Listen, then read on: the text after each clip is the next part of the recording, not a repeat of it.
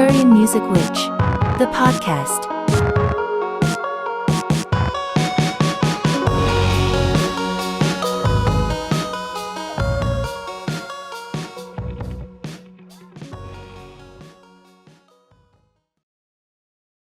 Hello.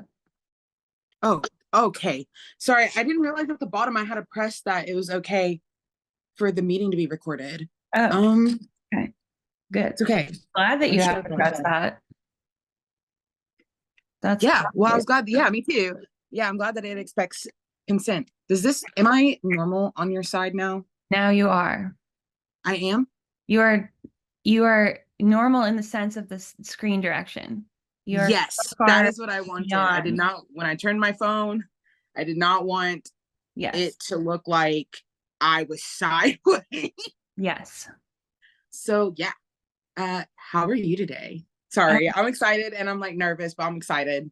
I'm so happy to see you. I'm not even able to articulate myself because I just feel like in an ROA, I'm just like blown away by you. I love you. Oh, thank You you. That makes me feel good. I've been getting I feel like the universe has been giving me a lot of that sort of feedback recently. Yeah. And so it's like really humbling, like in a lot of ways.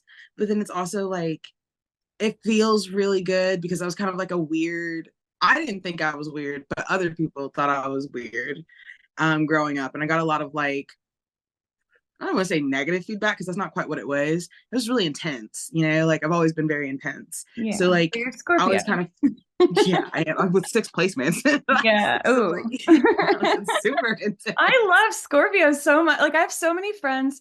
My two kinds of friends that are always around me are like people with Virgo in their big three because they're all scholarly, like women and non-binary people, and then Scorpio stellium people for some reason. But I They're think that's I good love you. though. I always feel like a Scorpio comes into your life whenever you need to grow your psychic insight. Oh Like no. even if they're not like Oh, perfect, no. like literally, like even if we're not like do they just help you transmute a lot? So like if you attract like a lot of energy that needs to be pushed or a lot of healing that needs to be Yeah. done, like I just kind of feel like that's like our purpose is to like come through and kind of like, I don't want to say like clean sweep, but like definitely like we come through and help carry some of that like shit. I just feel like we come in and Heavy shit. Yeah. No, help people you're keep that shit. absolutely the digging deep, deep, deep, deep, deep down ones, which is yeah. Something that is important, very, very important. So anyway, I am so happy that you came on. You are my very favorite of TikTok tarot readers and neighborhood fortune tellers, I think. Every time I see a reading from you, pretty much it's like a little stab in my heart for like in a good way. Like I always I hope really so. aligned. So yeah, I know. And we've connected off the platform, which I'm really thankful for. Yeah, But I'm me too. excited to just talk about, there's so many things we could talk about. Mhm. Why don't we start though with like the inspiration for sentence craft and how that ties into maybe like the kind of magic that you do. Yeah. Um, it's funny. I've actually been spending a lot of time, like yesterday as well, talking about sentence crafting and like its importance. So I guess I should kind of start like I don't want to be like start at the very beginning, but that's really the only way I can kind of like explain like what brought sentence craft around. I've always been a writer my whole life. I kind of sometimes I wish that I could introduce everyone to my parents, because especially my mom will tell you that I was one of those babies that my parents like did weird intellect tests on all the time. And my brothers were always so much more older than me. So my youngest brother is 10 years older than me. Mhm. So I always had like, it was like I was surrounded by like ultra big grown-ups all the time. So they would give me my books upside down, and before I could even walk, I would Okay. be turning the books right side up, and I would know the difference between right side up and uh like incorrect. So my parents always say like, yeah, you could definitely read before you could walk, and I'm like, okay, gang gang. No, it's the truth. And like, so I've No, kind I of believe you. always, My parents say the same thing about me. I believe you.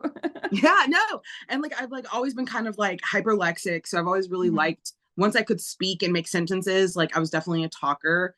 I've always been kind of a shy kid though. So My parents got the most of it. Like they got to see the realist versions of me for sure. But as I got older, like I found myself definitely more interested in like how language like conveys identity, and how when we speak, we can like unknowingly like we unknow like so much of people who end up in a rut is something that I've noticed is that you guys kind of like, not you guys, but like us as a whole, we as humans end up like putting ourselves in situations, like talking ourselves into situations that aren't in our alignment because we don't have the language to fully, the language and the confidence to fully express like a no, and feeling confident in a no, and like expressing what is in our alignment. And I mean, humans are like, I feel like we're creatures of like we are creatures of like learning, but like specifically learning through action and like learning through doing. So I think that lots of times we end up having to like experience it so we can have the language of like why we didn't want to do it so we can explain it to our intuition. But so I've kind of always had this interest in language and communication, especially whenever it came to like trying to express and connect to like my family and feel closer to them. I'm an undiagnosed autistic, and I'm self-diagnosed autistic. And now that I know that I have autism and I'm very sure about that, like I look back on why, right? Why was I so connected to communication and why I was so connected to stories? And it is in part me attempting to learn how to communicate, like how to socialize, because it was not something I was like intrinsically aware of. And I grew up on a farm out in the middle of nowhere. So like I spent a lot of time alone, like a little savage. And so having to like kind of like get bussed into the city and then like hang out with the kids from, it was still a small farming town, but like being able to hang out with the people who actually had like neighbors and stuff, like I realized that I was at like a social deficit. And so like through books, like I was able to kind of procure a personality that I feel like is like a personality that I felt like was like something that people could communicate with and touch on. And I think that's so strange to say, but so much of like how I became who I am was from my exposure to like literature. And I've always had this crazy thirst for knowledge, right? But when it comes to sentence crafting, at the beginning, you know, when I was learning about magic in general, like I got really into spells, not spells with ritual, right? But spells in the sense of like the literal written spell, and like poetry, the concept of like rhyming spells and like building up cadence and that being like a buildup of energy. And so I used to go by the title that one word witch, because like I labeled myself a witch, and like that's like my like if you followed me like 3 years ago on any of my social media, that was the brand, like that one word witch. And I like was transmuting, and still am transmuting so much of my experiences into like my novel, and that was kind of my main focus. And like learning right through, like part of the reason why I went to college was learning how to like be a better storyteller, and being able to control not just like the literal narratives of the things that I was writing, but like my own narrative, and becoming a better storyteller for myself. And so as I was like exploring this, I realized that like, at least for me, that like the table, like the table was not set for a witch. It was instead set for something a little bit more almost like scientific. And I'm not saying that witches aren't scientific. What I am saying, however, is that like I wanted to sit at a table that involved more research.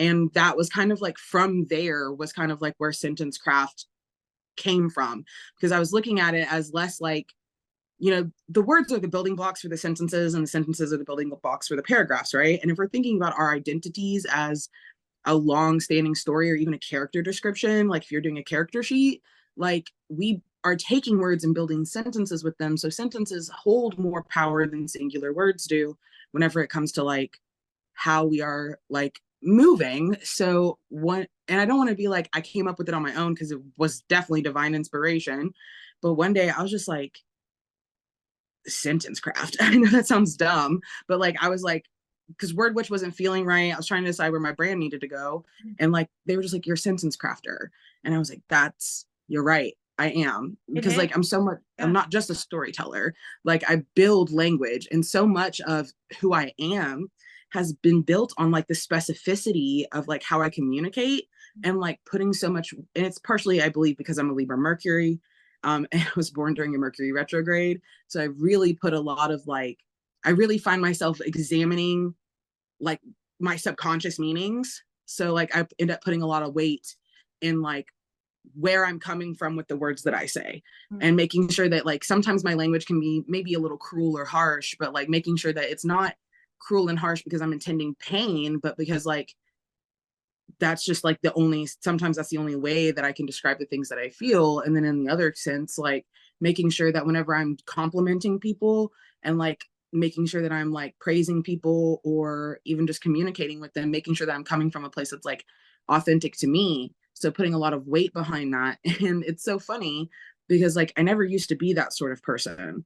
Like I was definitely very quick-witted. I didn't think a lot about what I said. I just felt like I always had all the answers.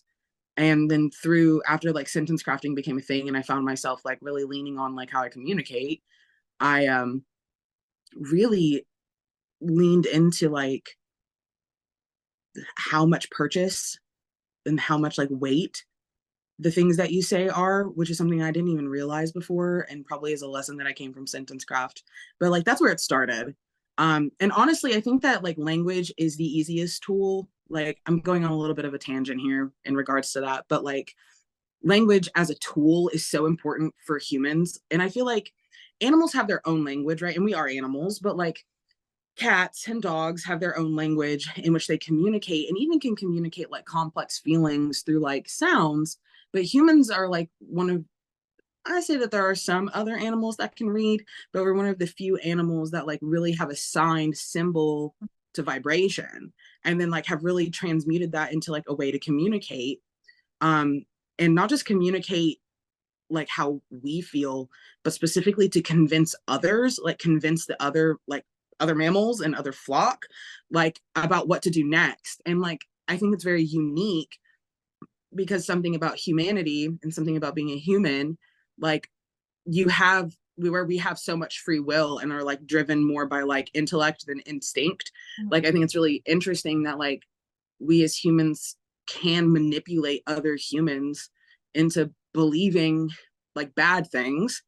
And part of like where I'm coming from, at least with sentence craft as like a teaching tool, because that's really what I've been utilizing it for, is like whenever I transfigured from that one word witch to sentence craft, I realized that like the power of manipulation, neutral manipulation, like is so important to teach people how they are like how it exists and why it exists the way that it is, not only so they can see where they're being manipulated in others, especially whenever it comes to like standing against the oppressor, which you know how I feel in regards to like the systems at large and how they use rhetoric against us. So once I started realizing that like I'm being controlled through language and I'm being controlled through like restriction of information and knowledge, I really wanted to create a safe place to give people another option, or at least allow them to break free from like the manipulative like paradigm that so much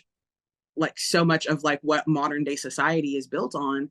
And like the only way to do that is teach people how to control language, or at least see the language that's being used. Because like if you're communicating, like the people above us, the people in power are communicating very specifically with us. And so it's important for us to kind of use that back and communicate specifically to them, as well as being aware of the fact that even if it sounds like they're not being specific and that they're being careless, that they're not, that it is very intentional. And we as the masses don't learn that. Like when we learn English in school, we're like, these are words, this is how you communicate, these are meanings, these are definitions, but they don't talk about how, like they teach us rhetoric, like metaphor and stuff, but they don't explain why metaphor works, like why metaphor works, like why that it's not just because the words sound pretty, but because they actually invoke feeling and imagery, and like that manipulates your brain waves. And so like that's kind of like where sentence craft began. It began with my love of words, and then also like a separate love of magic, and then really extreme radicalization at the hands of like the system that sort of in some ways really helped me, but also in other ways really failed me. And just recognizing that there was really a deficit there. And it became even more clear to me, like sentence craft was my brand before this, but I really realized that I needed to kind of lift the veil whenever it came to specifically like word magic and spells. Like whenever I was teaching in Baton Rouge and I was like teaching middle schoolers who had a second and third grade like reading level. And so whenever I was like talking to my advisors, and I was like, bro, these kids can't fucking read, like I'm not trying to be mean to the kids, it's not their fault, but like what do I do when I have a sixth grader who I'm supposed to be teaching, like I think we did Hamlet. I'm supposed to be teaching the sixth grader Hamlet, and they're struggling with like green eggs and ham. So like, it's how am I supposed to bridge their language gap, right? And like, I realized that like, in part, it is because like and I was like working with lower income students in mostly Black and brown communities. And I realized it's because like the literacy rates of their parents were so much lower. And like, while I do love working with children, I am not playful enough to be able to like bridge the gap so severely. Like I was very underprepared for being able to do that, but I did know that I at least had the skill to be able to support the adults in these children's lives and be able to provide them with structures that would help them control their language and hopefully in turn raise their own children's literacy rates while also simultaneously reducing harm that can be caused because of their lack of knowledge. And so that was something that really like settled home with me. And like, especially whenever you're teaching public, it's really brutal out there. So like, it really showed me like where my heart was in the right place, where my skill set would be better placed, but I wouldn't have had those conclusions if I hadn't met these wonderful kids who wanted to learn, wanted to see, and wanted to understand, but had been so severely like failed. And especially whenever it came to like me being told by my supervisors that like I just needed to get them to be able to pass the test versus like actually having the time to teach them what they needed to know. Like they needed more than just a summer remedial course. They needed specialized one-on-one like study time versus like trying to get them to like pass these tests. And it was very much about like getting them to like just be able to choose the right answer. So like it was very difficult to navigate that. And I realized that there was a huge deficit there. So when I started making specifically Sentence Craft, the series, I wanted to make it accessible for all ages, not just for like grown-ups, though I do see adults probably leaning towards it more than like younger children, like sixth grade or so. But I wanted to be able to provide them with like a place where they can get like basic grammatical understanding, but also the understanding of like how vibrations affect and influence you. And even more specifically, like influence the way that you speak to yourself, and providing people the strength and resilience to be able to like work on their self-talk for sure. So that's kind of like where Sentence Craft came from, I guess. Amazing. And so is that series like housed on TikTok? Is that right? Mm-hmm. And Yeah, so I have a playlist on TikTok that's called hashtag Sentence Craft. It's all like hashtag, it's like beginner hashtag Sentence Craft, because it's like it's not my first draft, but it's like a pretty rough video, like a very long video essay. I think it's got like 72 videos or something like that. But it starts off with like basic grammar. So like learning like what's a word, how to build a sentence, like the parts of a sentence, how they work together. And then it kind of starts like leaning into like the basics of like syntax and how to use syntax. And then from there, we start talking about building paragraphs and how a paragraph functions within the context of a story. Because something that I think is really important that people understand is like, you really can, it's going to sound crazy, but you really can create an energetic being to represent yourself, to like heal broken parts of yourself, and to even help you integrate like within yourself. So like, I wanted to be able to provide them with the tools of being able to craft their own story, and even on some levels, like further more advanced levels, create and control like a thought form and an egregore that they can utilize as a tool to bring about their manifestations through putting it through symbolic like journey. And all novels are a giant spell. It's meant to enrapture the audience and draw them in. It's about how you're using the spell, right? So much of like what is written today, even contemporary works, is about giving the reader an escape from healing, or a place where they can feel really deeply. And something that I have noticed as a trend that is happening right now, as we like move through this like energetic shift and we're receiving more like kind of like sunlight and DNA upgrades and stuff, we're starting to understand more about like, we're having this huge push towards like healing ourselves, but healing ourselves through like community versus like escaping from our identity. So something that I think is really important is teaching people how to, especially these budding writers that are coming out now that will be a part of this like mass awakening, like teaching them how to create a space and a character for other people to heal while also simultaneously healing themselves. And while Heat Stroke was not made with that in mind originally, that's kind of like what the novel of my own book series, The Millennial Life of Heatstroke Mason Jar, like has become. And like when I started like pursuing Heatstroke's journey, like I didn't expect to end up where I'm at. Well, especially like sitting here right now, like on a podcast and like doing what I do for a living. But I do like believe that that's all intrinsically connected to like the creation of like Heatstroke as an egregore and an introduction of people in my life specifically to that egregore.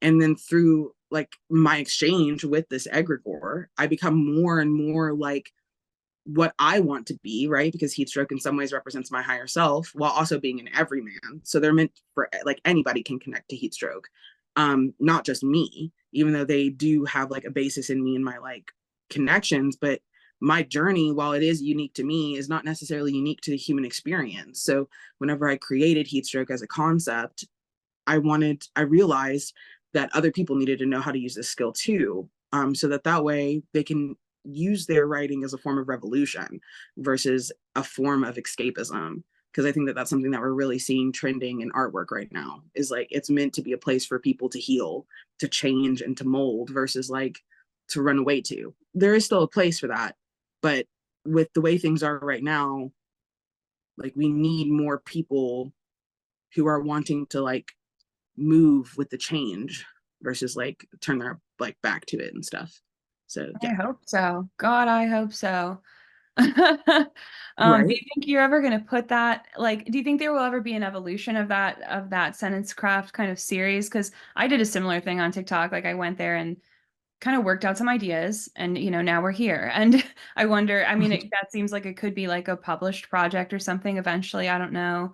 Is that, or are you more like focused on it? Because I know you have a lot of like, I'm I always busy. fire. Yeah, you're very prolific and got some really, which I want to talk about, like the publishing stuff as well. Yeah. But yeah, I don't know, like, would that ever be an evolution, or is it just kind of something for that time? Actually, it's really funny because I do plan on like shifting it. So like I said, it was like a rough draft. It was something that I felt like it needed to have a place because I feel like there were people in like the neighborhood, right? As you know, like I call my collective my neighborhood. So like there were people in our neighborhood who needed that beginner sentence craft series, needed it to like help them through this like artistic block that they were in. But even whenever I watch it, I'm like, whoa, this is rough. Like Hues, there's no transition. Like you're just giving information.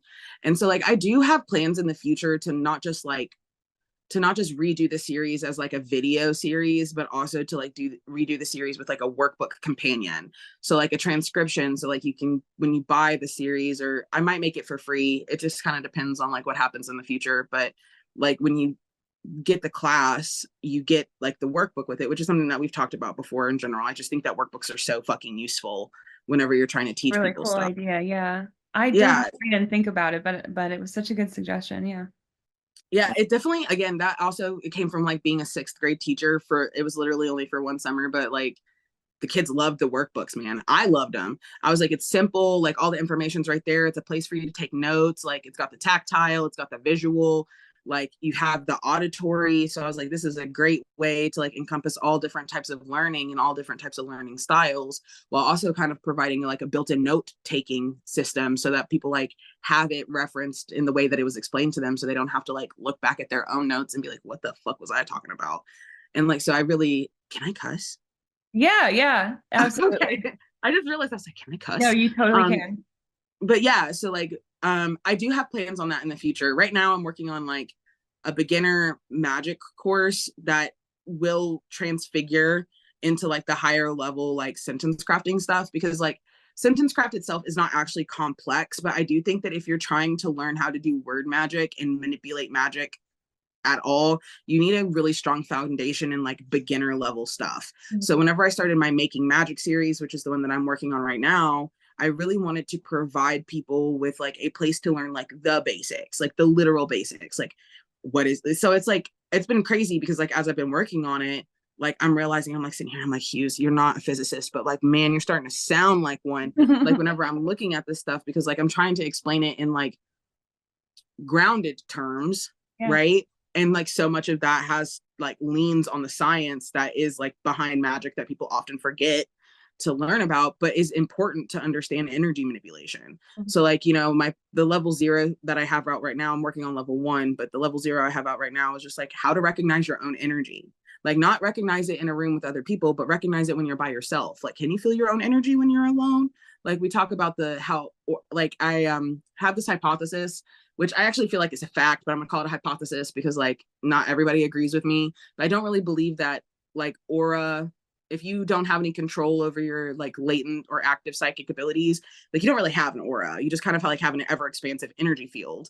And whenever it bumps into other things, that's whenever we get like aura or like aura. Aura is like the boundary. And so once you start being able to control your own energy, that's kind of when aura forms. So like when you're a baby, you don't really have like a closed off aura. You're like a shining light, like, like little kids, when you watch them run around, you're like, man, that kid is so bright.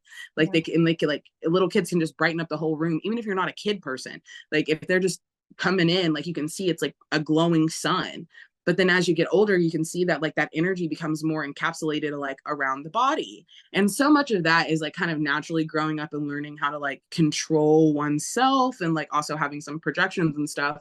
But like aura doesn't exist until it's like contained within something. Otherwise, it's just like an excess of like progressive magical energy that your body's expanding. So one of the things that we talk about in the series is how to recognize the boundaries of shapes in your space. So before you're even like manipulating energy or trying to like change or transmute anything, like I'm just asking you to recognize like the basic energy that you give off through your body's natural transmutation processes, which is so important in moving forward with like doing grounded ritual and like magic. Because if you don't know what your energy is, how to discern it, how to control it, then when you do these spells, like how can you tell what's your energy, what's the spirit that you're drawing from? And then also in a more scary kind of way, like if something is invading or preventing the spell from happening, you're not going to be able to diagnose those things.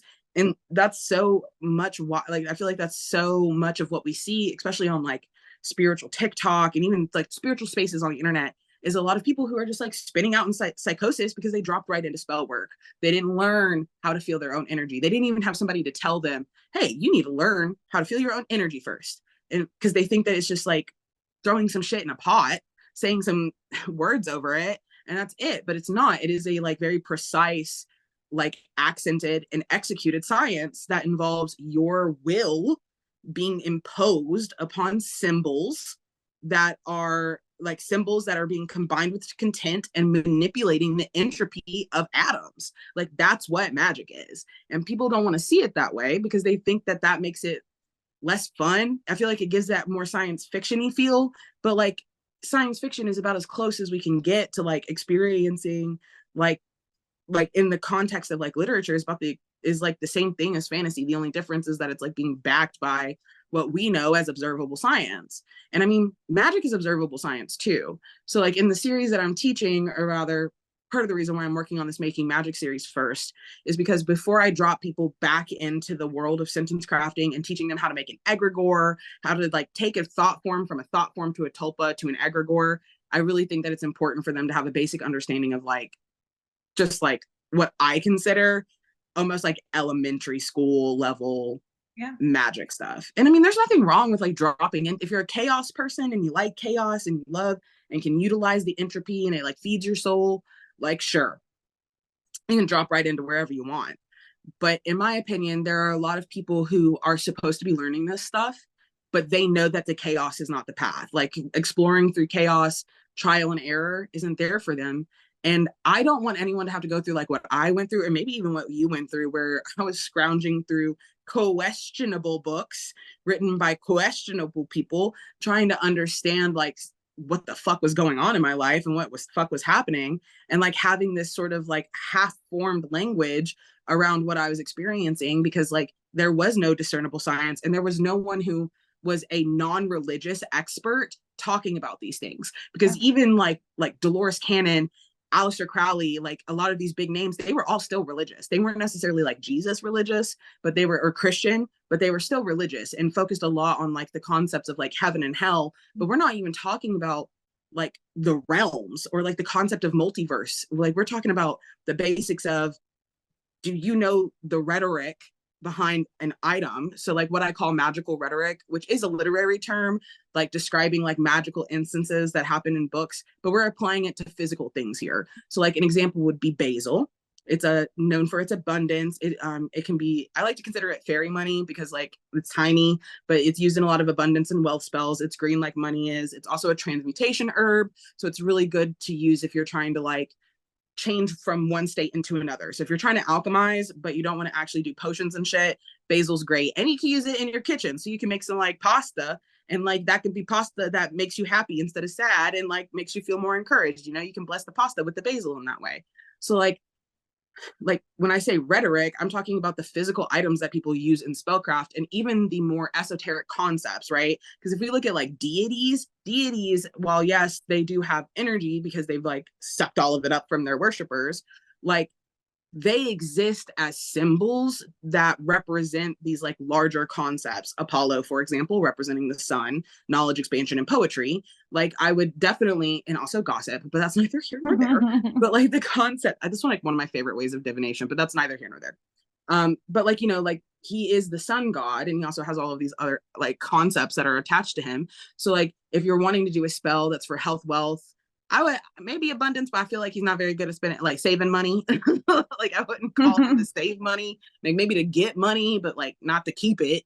But, you know, like those sorts of things, like that is like what he's being used for is rhetoric. And so whenever you use these rhetorical elements, well, yes, they might have some purchase in the three-dimensional world or the physical realm, or even in like spiritual realm, like they are still just pieces of a larger story that's being told through the spell. So like it's so important to be able to understand whether or not that rhetoric matches your intention, and also how close to your goal you are, because that determines the willpower that is fueling the spell. Because your will, your ability to control your energy and to like show up and persevere is what fuels it at the end. Even if you're borrowing from the rhetorical elements to exist and have it function, like you still have to be close enough to it that it's perceivable. And so many people don't understand that, and that's why their spells fail, and like why they're not getting their manifestations, or why they don't believe manifestation exists. And it's because they don't know on an energetic level like how to gauge the success rate of their manifestation or not. Because like they're just like, yeah, I can skip a timeline, and they think they're going to be able to jump 10 timelines whenever that's not, I mean, it's possible, but it's like very selective. You need to have a lot of power to be able to do that. And not just that, you'd have to be able to select a timeline that is so close to the one that you already have that it wouldn't like completely fuck up and destroy the things that you have. And so that needs a lot of energy to be able to have, and a lot of specificity. So in order to help people improve that and then ultimately get the most out of their sentence crafting, that's why I started focusing on this making magic series, so that people can have like that base level understanding. Then we can have these more complicated conversations, because I feel like it just goes, no offense, I just feel like sometimes it just zips because they don't have the basic understanding. And now I am coming in with like professor of magic, magistrate of magic, and then everybody's like looking at me like, okay, I'm hearing you, but I don't know what that means. And then they get sweaty, and then I get sweaty. It's hard to communicate. I feel like you're kind of in a parallel to me with the music, and also in the way, in a couple ways, but like I also explain things in a very ground up way. I think that's maybe how our brains work and how other people's brains work, you know, and not really the way that like schooling is always set up necessarily even, and much less media. But to me, it's like extremely helpful. And so I'm doing kind of the same thing with music, where I'm like, you know, trying to write my book, and I'm like, well, here's like the basics, but also like these, you were so, it's been so helpful with your feedback, and I'm just like, no, I tell everybody about it. I'm like kind of hyping you up a lot. I'd be like talking to my clients, and I'm like, listen, my friend's writing this book, you need it. And they're like, we're gonna get it done. I loved the idea of like adding a workbook to it, because I think that's exactly right, because people need to be able to, I don't know why, like I have a problem in my brain of like separating things out like that, where I'm like, no, you're totally right, it needs to be integrated with the action of it. And I know pedagogy, like that's a weird me problem that I'm separating that. So really cool. But anyway, yeah, ground up, I think that's just like, it's a very process oriented thing where you're like, and nobody is building a foundation. Like we're in the middle of this just complete tornado of information. And you like channel, and you're all ungrounded, and you have no idea where things are coming from. And like, that can be dangerous. It can be, you know, it can be psychotic or touching on the psychotic. Yeah. There's so much out there. So, what was I even gonna say? There's so much, but why did I lose my train of thought? Okay, we're talking a lot. We're talking about a Yeah, lot of different I got for zapped. real. Um, I totally lost my train of thought, but we were talking about, um, That's okay. why did I go blank? We're That's okay. talking about I'm gonna so light much. this. I'm Yeah, so are you okay if I light this candle? Is that Please light a fine? candle. Yes, I Yeah, am absolutely. very good. I feel you. I saw I it. got I see completely it. zapped for some reason. No, it's okay. Aquarian Music Witch, the podcast, is made possible by listeners like you. To support this project, you can contribute directly through our Ko-fi page at ko-fi.com/aquarianmusicwitch, or consider subscribing to our Supercast page. With the AMW Supercast Content Access Pass, you'll gain access to a vault of exclusive content and other cosmic perks starting at just $5 a month. Now, back to the show.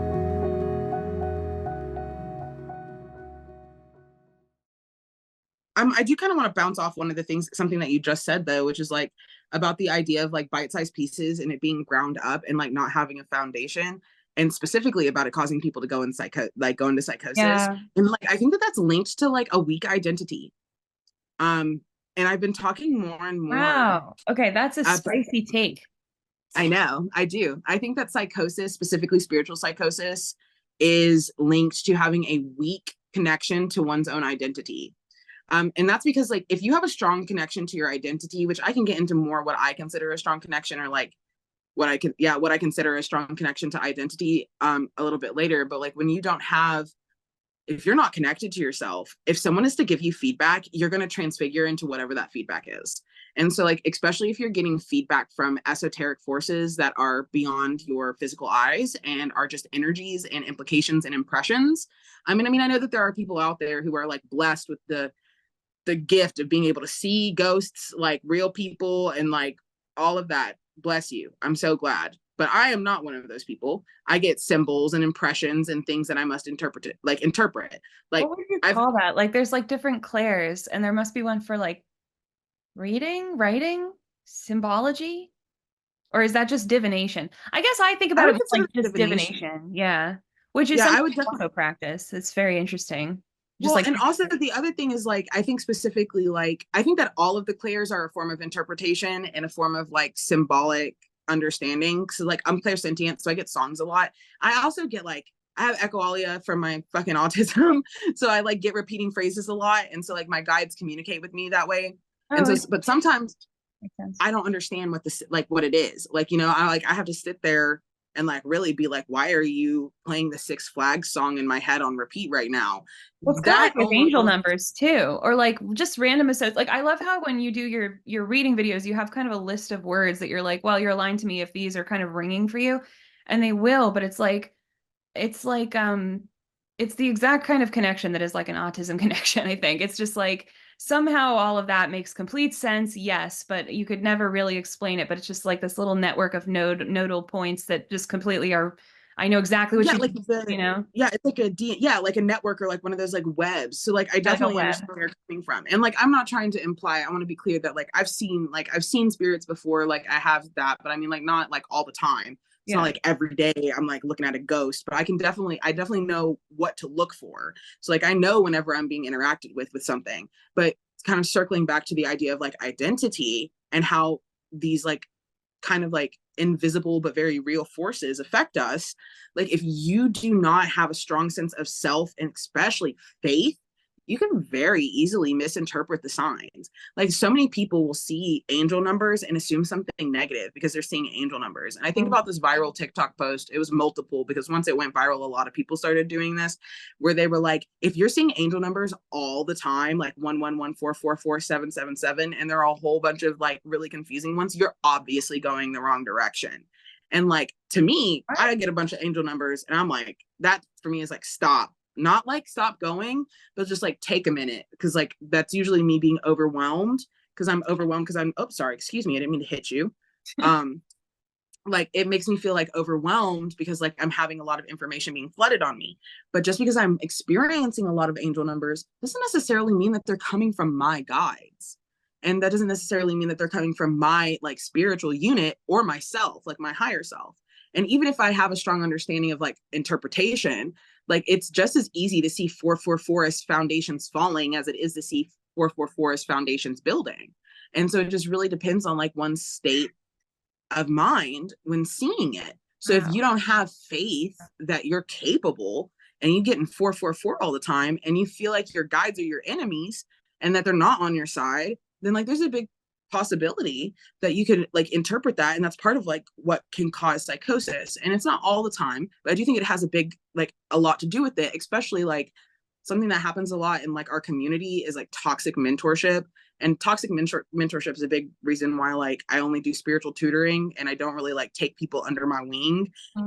Just because like not because I feel like I'm toxic, just because it's so easy to become toxic and to interact with people toxically in that way. But like that's something that happens a lot where we have like spiritualists who think they know fucking everything and that they have like the ability to like provide other people with gifts, and like they're anointing people by initiating them into the realm of spirituality. And then they're like telling these people like what they believe they should be. And then if you're very weak-willed, you don't have a strong sense of identity, maybe you're extremely traumatized, and that's part of the reason why you turn to spirituality in the first place, is because that's where you found sanctuary. And then there you are being like told who to be and what to do, just like capitalism and everything else is doing to you, just like the church was doing to you.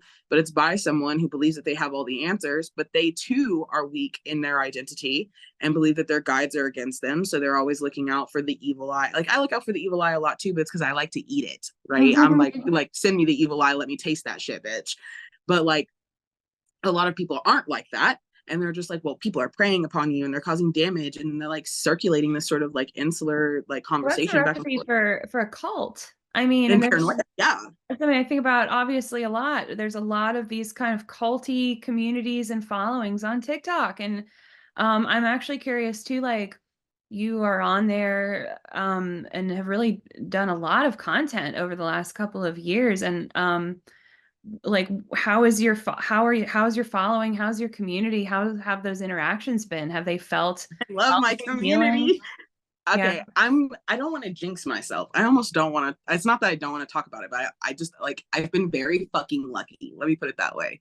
I know it's because I work a lot with the fates and like fortune and like the idea of like love guiding me the right direction and like very much leaning into that Venusian energy. But like I have been very blessed. I have never in my life ever experienced a community like our neighborhood. Like everyone is so fucking chill. Like they like definitely have come through for like something that I can be like that I want to be honest about, and like like neighborhood, if you're watching this, this is for you. Like I've been so blessed by our neighborhood because there's been a lot of fucking fuck shit that has happened to me in the last like 2 years. I was homeless twice. Like I got like kicked out of my mom's house, unrelated, but like, you know, I had to like find any place to go. I don't want to be like I was kicked out of my mom's house, but like I had to leave my mom's house, had to find a new place. My dad died. Like my cat almost died from the same shit my dad almost died from. Like I was struggling with my apartment complex. Like, and every time I needed my community come through for me, specifically monetarily, and that's not meant to be a humble brag. It's just like we live in a world that runs off money. Like they've come through for me and came through for me in a way that like no one besides my parents have ever came through for me in my life. Like I feel like I could call on my neighborhood to save me from a motherfucking tornado, and they would literally show up with like big ass shields trying to fight the wind itself type shit. And like I'm very blessed with that, and I haven't been in a lot of controversies on TikTok and haven't had a lot of issues, though I am very opinionated, don't get it twisted. But like I am very like lucky in that like I've somehow managed to make like a very like safe, sane, consensual, and reliable community. However, in regards to that, I have also like not had some great experiences, but only with like a few people. Like it's never been like a big en masse thing. There have been times where I've had people reach out to me to collab, and then they've just like not been great. I have had a few people in my community who have, I just kind of always attract people that are a little bit in spiritual psychosis. I think that's a Scorpio thing. Like they're just coming to me for my Capricorn stellium to like be chilled and like to be regrounded. But like I have had some people like definitely come to me and like not been safe, like safe people for me to be with, and then me not realize it. I've also had I've had larger creators than me in the same field as me also like approach me and want to collab, but they're just stealing my energy, or they're just wanting, especially like with the fucking Fiction Forge, like there's that whole thing with that was just like really not cool. But like where people came in and attempt to like literally take my business from me, which was fucked. And then I have had some neighbors come to me and like under the guise of friendship, and like, you know, me and you have a very unique relationship where I feel like we're always like kind of meeting each other as two like master's students, like always like of magic, trying to like have these really deep conversations. And like one of the things I love about you is that we don't always have to talk about that stuff, but like I like talking about that stuff with you, and I feel safe and comfortable talking about it with you. But I do kind of have like a strict rule about, if you're my friend, like we can't only talk about this shit. Like we can't only talk about spirituality 24/7. And it makes me really suspicious. So I've had neighbors come to me and be like, oh, I want to be your friend. But then they just want to be my friend so that they can like get Like readings from me. Yeah. Like learn from me or get readings from me for free. Yeah. Like it's always centered around like getting stuff from me instead of like showing up.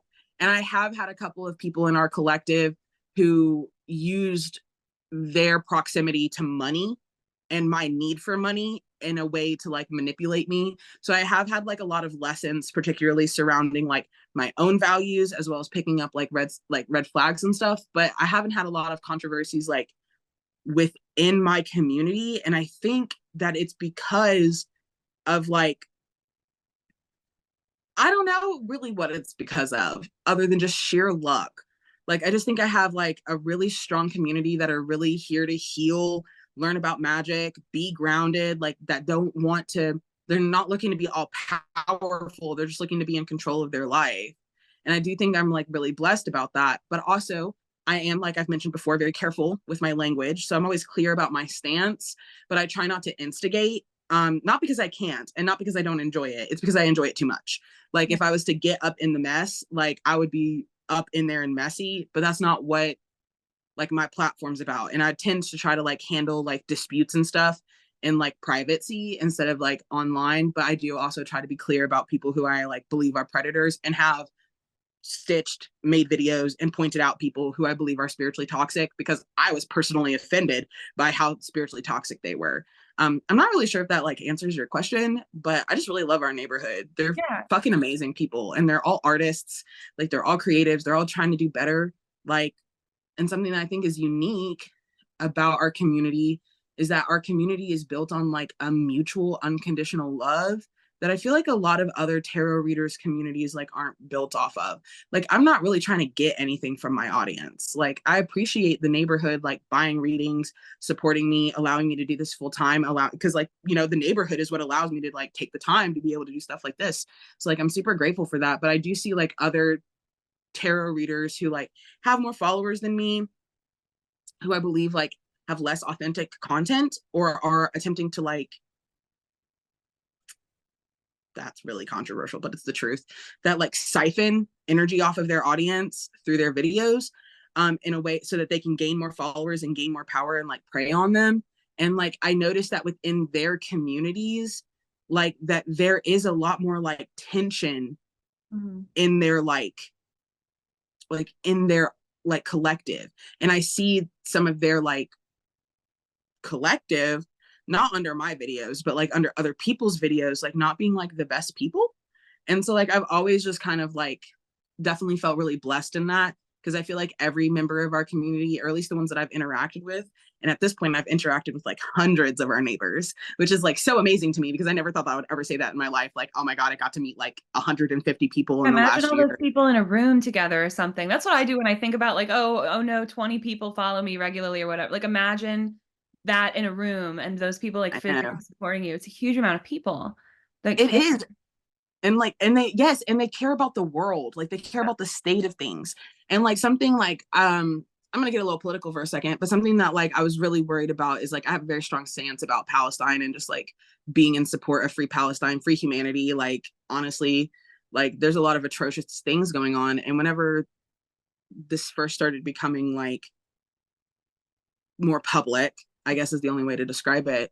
I was nervous about posting it, and I sat for a while and thought about what I wanted to say and how I wanted to say it, and like kind of hem-hawed, not because I didn't have a strong stance, but because I was worried about the controversy. And like, that's me being very honest, is like I was worried about getting a lot of negative backlash, but it was actually the opposite. Once I stated my truth, and then like after that, that's when I started putting Free Palestine on all my posts. Now it says Free Humanity, but it's got like a lot of flags, especially like Congo, and then we also have like the Palestinian flag on there. That is simply because like TikTok was killing me, and so I had to change my verbiage, not my stance, in order to like fight against the motherfucking TikTok gods. But when I made my stance, so many of my neighbors commented under that video, which I didn't expect. I don't know what I didn't, it didn't do like crazy numbers, but like it did do well, I guess, if we're talking about analytics, but that wasn't why I posted it. That commented and they said, I'm so fucking relieved to finally hear your stance on this, because I was worried that you didn't have an opinion, that you didn't have something to say about this. And so like I realized like that the collective that I've built, and I think it's because the phrasing of my videos for the longest time is like, I only read for those who are aligned to me, because I wanted to have a strong foundation of people who were in alignment with me, like made me realize that like I really have drawn people in who have like the same, at least our base foundation now, which is 18,000 strong, like what the fuck, but like be able to like see and speak to one another and connect in a way that was like authentic and true to me and my stance, that like my collective was worried that that I wasn't who they thought I was. And that's when I realized, I was like, Hues, you can't just not say shit anymore, man. You gotta talk, you gotta speak. And so like that was like definitely like a moment for me where I realized that like I really am blessed, because like they knew, it's like they knew how I felt, and they were expecting me to say something and were surprised that it took me so Almost long. surprised that yeah. Well, Yeah. it goes back to alignment. Like I wanted to say, like that, like you do say, I only read for those who are aligned to me, and that's what you're calling in, of course. And of course, your words are so powerful, and so you've called in people that are aligned to you. And what are those people? Healing, like good people who are trying and creative and like doing big things, because you're certainly doing big things. And I'm trying to. yeah, and I think there's always like I've always been really interested in the TikTok algorithm and in the way that it works, and you think about it like energy, and how you can pull in bad energy. Now I'm very interested in your whole idea about identity, as like a weak identity or a weak sense of identity, maybe like related to how good of boundaries you have around that. But like Yes. obviously you can be on TikTok and you can be swept up, and it's almost like a tide pool, and then you can get sucked in, or it's like a toilet if you're not if you're kind of in that energy, but that's what you're pulling in or whatever. And so that, you can get your feed to be lying to you and saying whatever the hell, You or want it to, you can, exactly.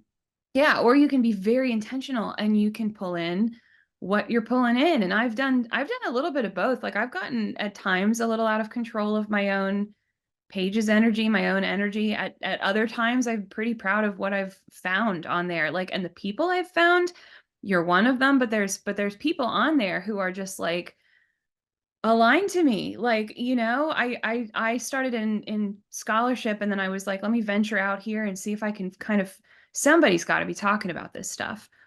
And some of us are, and we kind of found each other, and it's like riding the wave of that algorithm, which I always thought was really interesting. And it seems like you do a good job of that yourself. Yeah. Yeah, I'm a little addicted to it. Honestly, this is like I kind of worship, like I don't, okay, I kind of worship the TikTok algorithm. Like I know that that sounds like insane. And I want to be clear that like when I say I worship it here, like I'm using a term that like is maybe a little bit more exaggeratory than like what I actually do with the algorithm, but I'm very invested in understanding how it works. Like I want to know how to connect with my audience, and like I want to know like what they want to see, like what people need to see, and like how they need to see it, and like what the algorithm wants.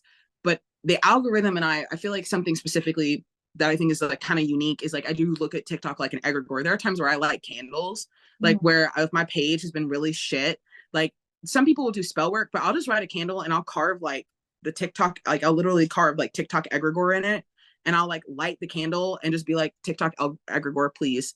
I don't know why the mods are doing this to me. I'm trying my best.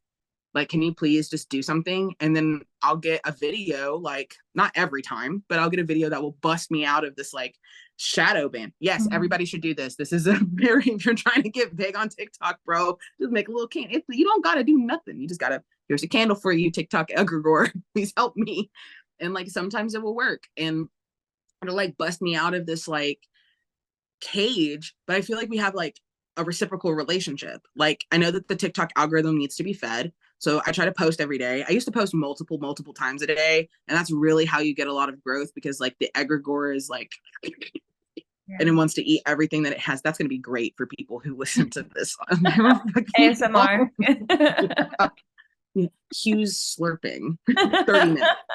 But like in regards to like giving to the algorithm, I don't give to the algorithm because I want to be famous or because I want to be seen.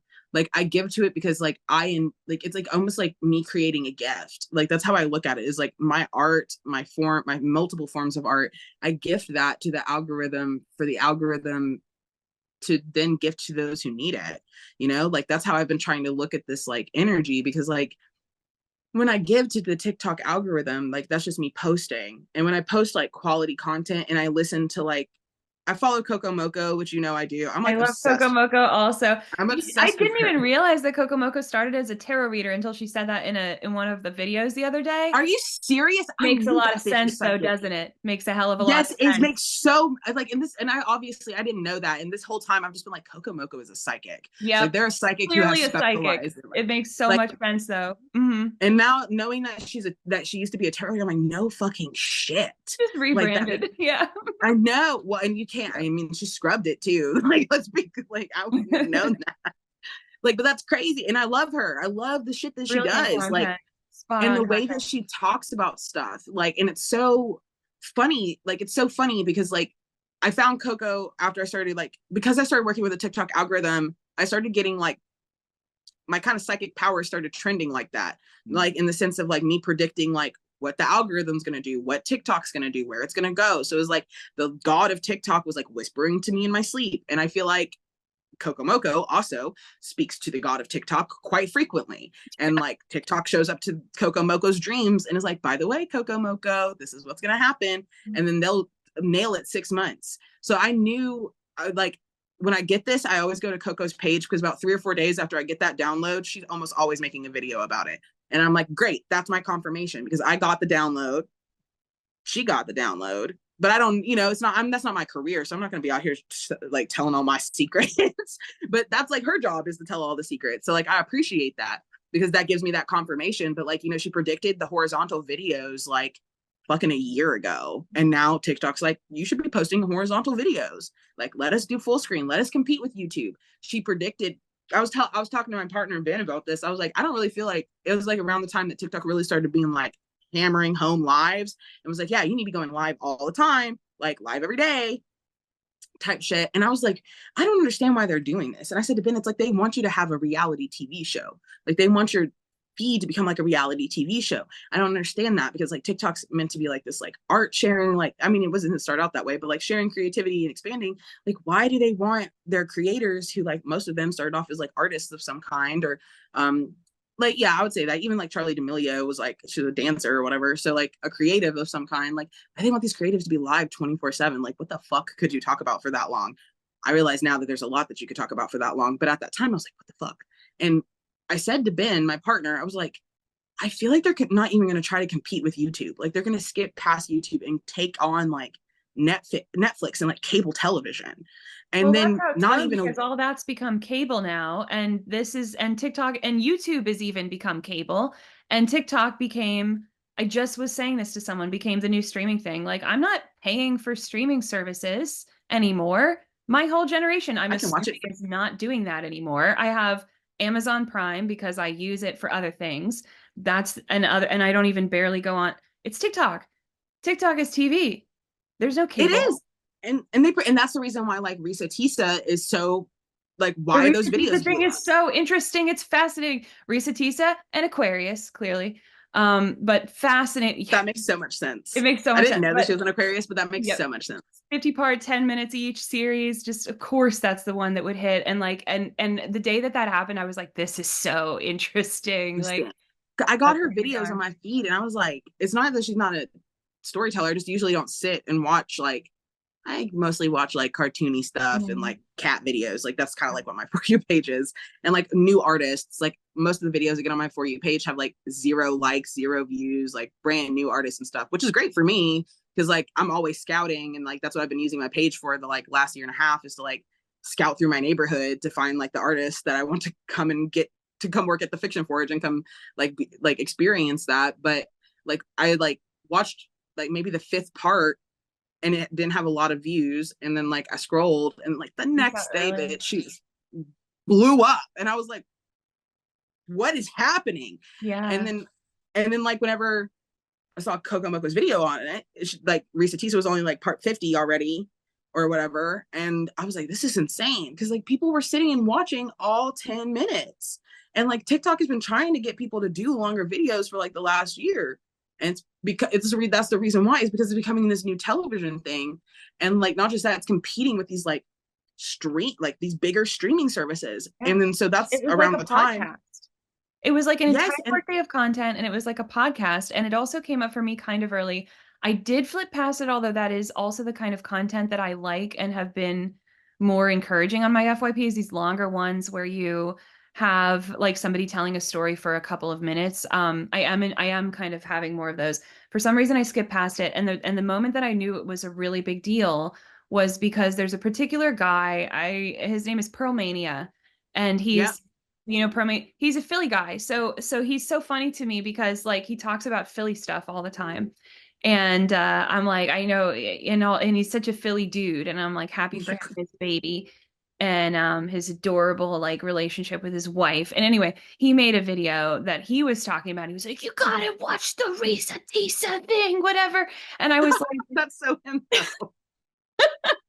It's so Philly. And that was the moment where I was like, oh, I remember seeing that. And so I looked it up again and I spent a whole day listening to it. It's totally captivating. And then interesting like fallout where the guy is clearly not well and all that rolled out. And then now this weird thing where like they need to give her a car and stop gaslighting this woman. She needs the cognac interior of the car.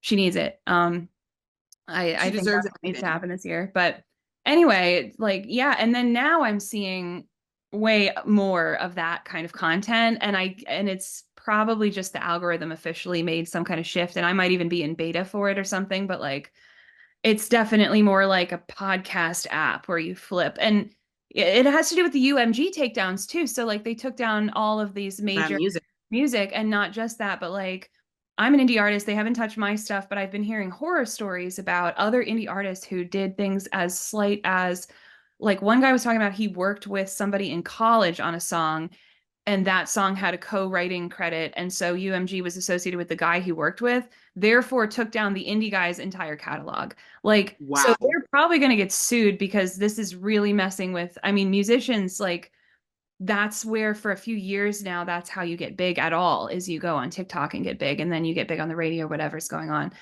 It's pretty much the same for any like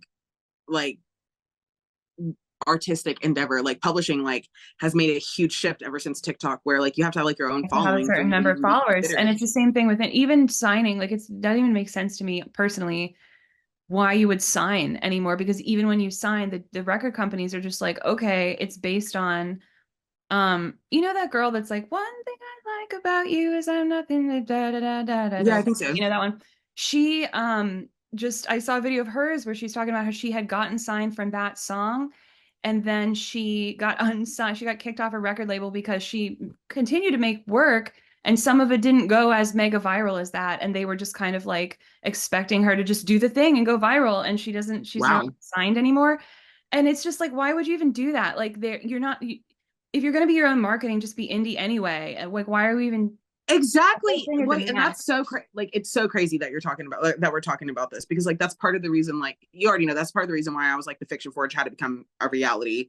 But like, aside from that, like, speaking of like music, I've seen lots of indie artists who end up signing, and then like they make a lot of music and then their fucking companies won't let them release it. They're like, no, you can't release it. It doesn't have enough views. It doesn't have enough likes. And I'm like, that's crazy. Like, why would you even do that? In a live stream that I had, they'll even get an artist and buy it up and think that it's too similar to release at the same time as somebody they have in their label that's more famous, and they'll hold something so that it's not like competing. That's insane to me. And like, I genuinely believe that large record labels and large publishing companies are going to be dead in 10 years. I was talking about this in my live stream the other day about how I just really feel like there's this shift that's happening. Like, people don't want to support the systems anymore.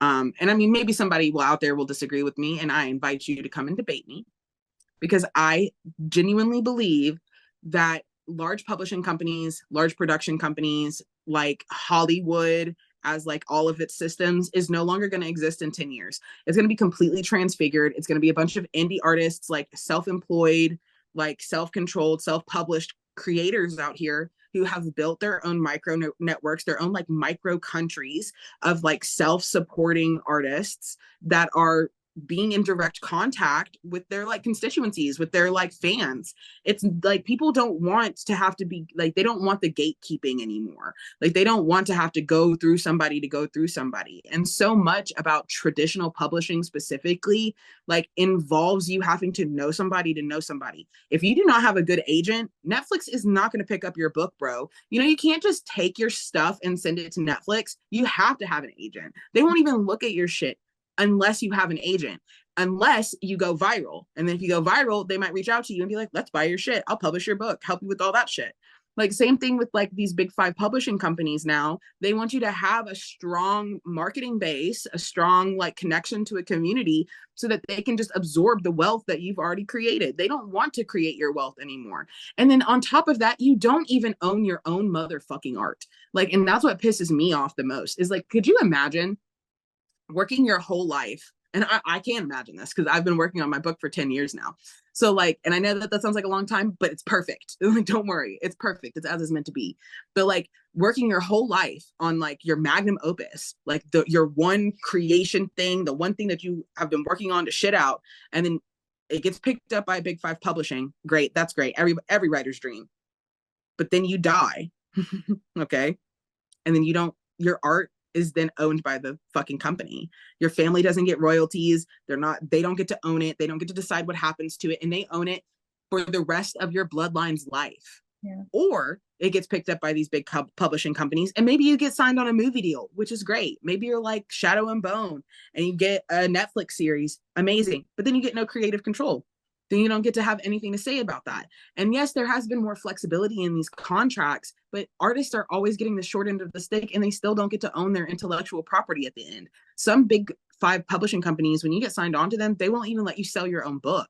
Like, you can no longer sell independently. So like, just this, like, let's just imagine a world where you're signed on to these big companies, and then you're getting your royalties checks, which are never enough. Okay. Like, it's never going to be enough. But like, you get your royalties check, and then for whatever reason, let's say Penguin Publishing just goes out of business. What the fuck are you going to do? Like, you have to go through all of the like you'd have to go through like the dissolving of the company in order to even get access to your own work again. And then also, depending on the clauses in your contract, if they do go under, they still own that shit, and you still don't get it. Just because it doesn't exist anymore doesn't mean that you get to have it back. It's just crazy to me. And that's part of the reason why like I kind of like, not to like segue, but part of the reason why I started the Fiction Forge in the first place. I wanted to bring that up. I have to call it at like 9, but I really, really wanted you to get to the Fiction Forge and hear kind of where you want to go with that too. So I'm excited for you to talk about that. Yeah, no, I love the Fiction Forge. I'm really proud of it, actually. I'm really proud of the team that I have right now. They're all amazing. I'm excited about it as a kind of external person, because I want to be involved in it, but you're going to be, don't worry. It's so cool. Like, I'm so proud for you. Like, what a cool thing that you're doing. Well, I mean, if I eat, you eat. That's just how it is. But yeah, I love the Fiction Forge. Obviously, like, I always say that the Fiction Forge, like, even though like right now, as we are, we're a publishing company, forward facing. So like, that's kind of like what we focus on. But I wanted to like publish in a new way. I wanted to bring like the concept of creation to like a new dimension, in the sense that like I wanted it to be artist ran. I wanted it to be funded. I wanted to be funded by the people who worked for it while also like funding itself. And we can get into that in a second, but I wanted artistic, like the artists to have control of their work. I wanted them to be able to like feel proud of the work they were doing, support work that they were creating while also like having them support other people who are also creating, because like it's very inspiring to be working with another artist who's also building, right?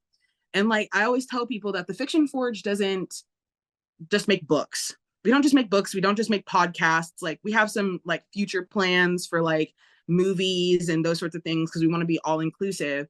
Like we, you know, we work in dreams. Like we're not working in like the realm of like, yeah, let's just like get someone who's already written a book. I want to find somebody who hasn't even started yet. Like the Fiction Forge exists for people who haven't even put the first word on the page, to provide them the structures and support that is required for them to be able to build their own masterpiece. Like I don't see, whenever I think about the Fiction Forge, I don't think about the Fiction Forge as like, yeah, send me your work and let me publish it for you. I think about the Fiction Forge as come with your ambition and allow us to support you in building it. Like our actual, like in the future, our biggest like outsourced work is what I call fortune administration. And kind of, it's kind of like a joke because like I'm a fortune teller, like we work at this like Fiction Forge, like it's kind of fantasy, it's kind of funny, but like essentially what fortune administration is it's provided for all of its members for free. So like if you come and you join and you pay our membership fee, which like right now we don't have one just because like we don't have any members, but our like founding crew and we're all like volunteers, which like again I'm very like blessed that I have such a strong friend group and like supportive humans that are here to like give me a chance and like let me give them a chance.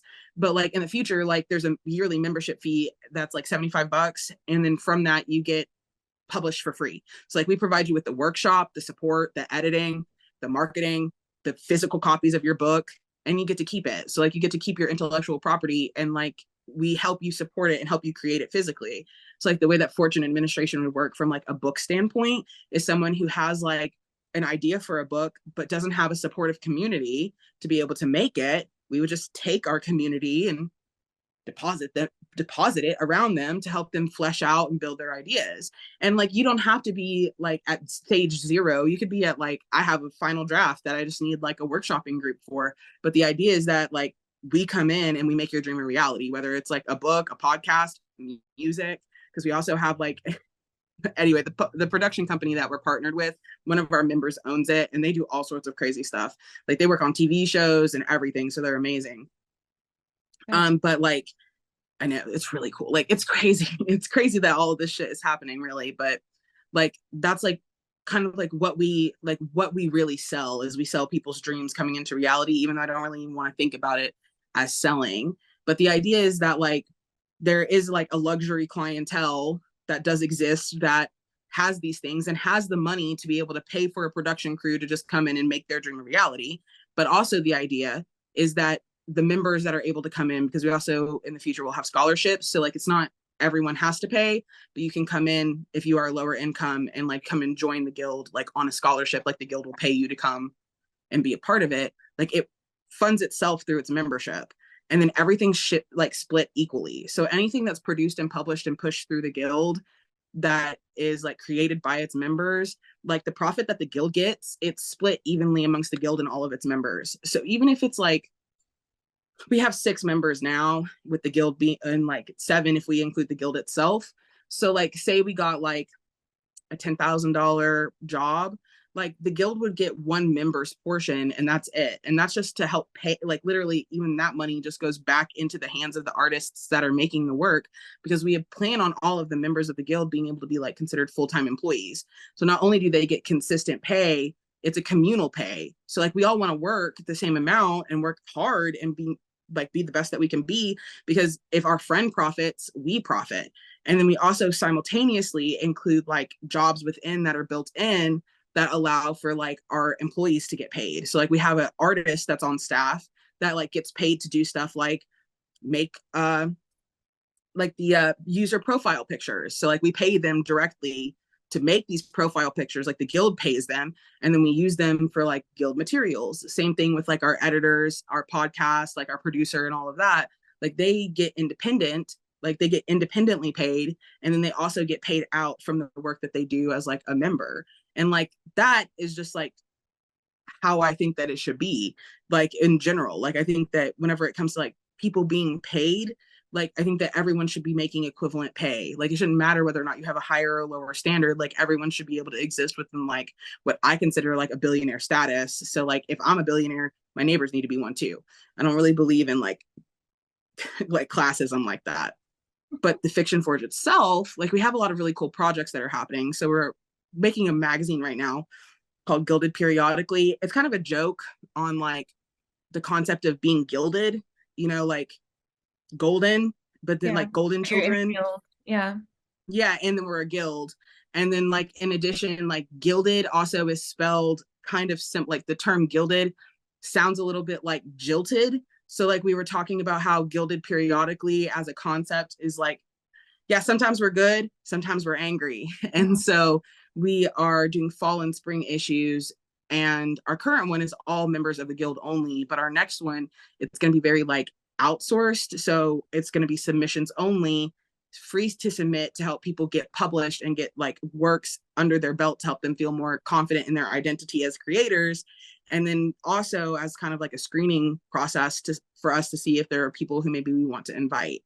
And like overall, like whenever it comes to Gilded Periodically, not just Gilded Periodically, but the Fiction Forge as a whole, like its goal is to just give people like space to create. Because I really feel like that's where like society has really failed creatives, is that like they want people who are creative working at regular jobs, but they don't want people creating for themselves. And the reason why I felt like the guild would be a good thing is because it gives people the community to help them support, to know that it's okay to use their art just for themselves. Like they don't have to go work someplace else. So I was trying to think of a business model that was literally the antithesis to everything that was capitalism, that also like focused on supporting like creative community.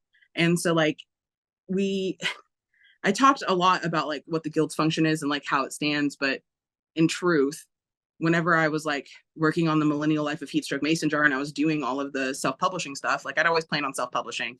I used to have a dream of being published by the Big Five until I was like, don't respect I'm not sharing my money. I'm not sharing my wealth and my fortune, like with a with a conglomerate. Fuck no. Like with my friends, sure, but with like some weird ass business, fuck no. So I was like, whatever, I'm gonna learn how to do this anyway. So then I started doing it for myself, and I was like, well, if I'm gonna do this for myself, I should provide the skill for other people since I have it. And so like that's kind of like where the concept of the Fiction Forge came from. But it also coincided with what I believe is I think I mentioned before, we're having like an artistic renaissance, especially whenever it comes to the way that media is being perceived, and like how genre fiction specifically, which is like really what we call contemporary folklore genre fiction, like that there's so much new folklore coming out right now that needs to be preserved for the future. And sometimes I get a little lost in the sauce whenever I talk about the Fiction Forge, and I'd much rather talk about the stuff that we're doing instead of our mission. But at the end of the day, our mission truly is to capture the folklore that is coming out of the world right now. There's so much craziness happening, so many changes happening. Like I think about Paris Paloma's song Labor, and how that is modern folklore. I think about Michael LeBourne's Alfajiri and how that is modern folklore. And even like your book. I was going to reference a different book, but I don't want to talk about that person on this podcast. So we're going to talk about you instead. Right. But like even like your book, and like how it's like a capture of like folkloric spiritual experience, and like literally teaching people how to make, in some ways, make folklore. Like I think it's really important that like we preserve North America, like the entirety of North American folklore as it is right now, especially coming out of like Black, brown, queer spaces. And there are not that many publishing companies, especially the Big Five, that focus on that. And I was like, we need, like, that gap has to be bridged. Like somebody has to do that. And I mentioned like Michael LeBourne because of the fact that they are also another creator who, like, I love DYB publishing. Like I love their concept. Like it's solely Black and brown books that are coming out, giving space for like those voices. And so I do think that even though we're in the same field, that their publishing company is worth mentioning in conjunction with the idea of the Fiction Forge, even though like we might collab one day, hopefully, but like not saying that we need to, because they're an example of like someone else stepping up in a place that was like vacant. And at the end of the day, that's what the Fiction Forge was, is like it exists to fill a gap. And even more so, I have realized how large that gap is through my work at Sentence Craft, kind of going full circle here. Because like if I had never had Sentence Craft in the first place and had all of these experiences, I wouldn't have realized how afraid artists are and how they need a home, that can provide them stability and provide them the support to be playful and to start creating again. And so like that's kind of like what the Fiction Forge was always meant to be, is a home for these creators who are like making history. And I think we don't think about that. I'm getting cold chills, but it's the truth. We don't think about that a lot, about how the works that are being created right now in 2024 are going to be history in 100 years. And if we don't have people working to actively preserve this and preserve the stories that are coming out right now, that like they might not exist. And I'm quite frankly tired of people in power getting to decide what our history looks like. And I'm going to do everything in my power, knowing how powerful I am, to make sure that the voices that have always been forgotten and always left behind and have always been neglected and not acknowledged are acknowledged, because they deserve to be, and they deserve to be the foundation that we're building our future on. That's how I feel. And that's what the Fiction Forge is. Yes. I am so excited to be a part of it. And you are so powerful. It's so exciting to see what's going to happen with all of it. Because I agree with you completely. It's like this moment where, and the way that you said that, I'm glad that this is recording because I'm going to listen to it again. But that we need like a home, and people are like afraid but ready to, and it's something about locking into that more collective kind of power. And so I'm so glad to be in your neighborhood, Hues. I'm glad you're my neighbor. So you're one of the first neighbors that moved in. So I'm glad you're still here. Yeah, I found you really early on, and like I've always felt so connected, and I'm so glad. I love you too. Yeah. I do want to say, like, I really appreciate you having me here and like giving me a space to like kind of chat. I feel like we talked about everything under the sun, and I hope it makes sense and it's easy for you to edit later. Oh yeah, this is great. Other than my zap, I love that. I yeah. feel like it was very humanizing. Like, okay, it was wow. nice. I was nervous too. I don't know what you mean I'm a human. I'm clearly an alien robot. Obviously, no emotion. I am a cyborg. I'm just really appreciative of you. Genuinely. Thank you for everything, for being here and all this. I'm about to get really mushy with you, but it's the truth. Like, I am really appreciative of you and everything that you've done. You've inspired me in a lot of ways. You've engaged me in a lot of ways. You have me one of the first people that started engaging with me in like the realm of like crafting a new language, because like that's so much, like I didn't talk about it that much, but that is very relevant to like the sentence crafting concept of like building a language that supports the community versus the individual. And like I've just really always appreciated your insights, and like I know that you've been complimenting me a lot and stuff, but like I just, I really value you as a human. So knowing that you like me makes me feel good, but like feeling the weight of like our equivalent contributions like gives me purpose in a lot of ways. So just felt like I needed to tell you that. It's very mutual. It's hard to not, I don't even know how to make facial expressions, but it's very, very mutual. So thank you so much. I'm going to let you go, but I would love to do something like this again soon. And I'm sure that I'll just see you around TikTok. I'm sure I'll be getting some readings from you in the near future. You're always, always helpful to me. And I love you. And I hope you have a good day. Good night. I would love to do it. Yeah, definitely. I will have a good night. I'm going to go do some homework and stuff, but I'm glad. I feel like the candle definitely helped too. So I'm glad that I was able to provide some stability, and would love to do this again. I definitely would love to do this again in the future. Like we can talk about whatever. I feel like we didn't even, I just feel like we didn't even talk about like a tenth of the things we could possibly get into, honestly. We really didn't. So it would be really fun to do a follow-up.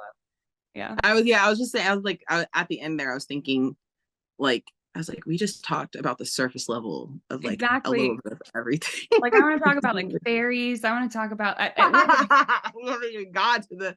I know I'm such an interesting person. I know. Getting kidnapped by fucking fairies and shit. Well, anyway, like I didn't even think about that. I would love to get there. I would love to get there another time, but yeah. Maybe. No, definitely not tonight. I appreciate you holding space and stuff. So, but anyway, I'll let you go. Thanks for like having me, and bye. Bye. Bye. Wait, where's that? There you go. Bye.